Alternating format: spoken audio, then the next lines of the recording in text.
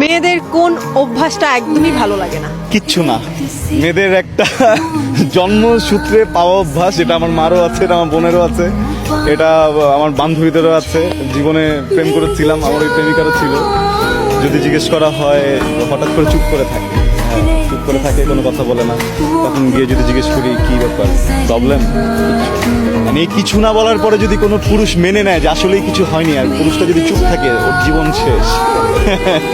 ওর জীবন শেষ। কখনো যদি কোনো মেয়ে, এটা আমার সকল পুরুষ ভাইদের জন্য বলছি, কখনো আপনার মা হতে পারে, বোন হতে পারে, স্ত্রী হতে পারে, প্রেমিকা হতে পারে, বান্ধবী হতে পারে, কখনো কোনো মেয়ে যদি দেখেন চুপ করে কোনো কর্নারে বসে আছে, মানে আপনি তাকে যদি জিজ্ঞেস করেন যে কি হয়েছে, আর সে যদি বলে কিছুই হয়নি, বিশ্বাস করবেন না।